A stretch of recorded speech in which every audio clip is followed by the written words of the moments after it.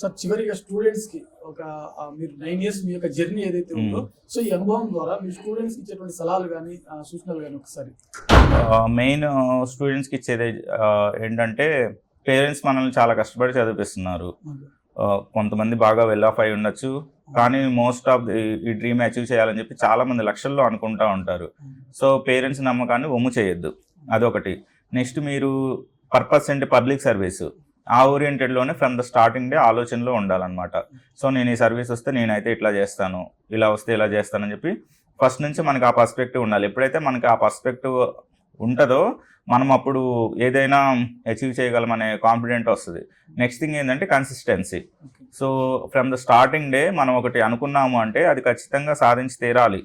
So ఆ పర్స్పెక్టివ్లో నేను అందుకనే నేను 2019 నుంచి పంచాయత్ సెక్రటరీగా చేస్తున్నగా నేను వదలలేదు. నా ఏం ఇది గ్రూప్ 1లో కొట్టాలి, సివిల్స్ క్రాక్ చేయలేకపోయాను, అట్లీస్ట్ ఐఏఎస్ ఐపీఎస్ కంఫర్ట్ అన్న వస్తుంది ఇందులో అని చెప్పి నా ఏం ఇది. సో నేను దానికి తగ్గట్లే మూవ్ అయ్యాను. సో ఏంటంటే ఆ కన్సిస్టెన్సీ అనేది మిస్ అవ్వకూడదు అనమాట. సో మనం ఏమి చేసినా కూడా మన వెనక మన ఫ్యామిలీ ఉంటారు. నువ్వు తప్పు చేయ మన ఫ్యామిలీ ఉంటారు, అందులో నో డౌట్. కానీ వాళ్ళ నమ్మకాన్ని మాత్రం ఒమ్ము చేయొద్దు. సో మన మీద పెట్టుకున్న ఆశల్ని అడియాశలు చేయొద్దు. అంతేకాకుండా పబ్లిక్ సర్వీస్ అనే మైండ్ సెట్తోనే ఎప్పుడూ బిహేవ్ చేస్తూ ఉండాలన్నమాట. సో ఇది నేను స్టూడెంట్స్కి ఇచ్చే సజెషన్.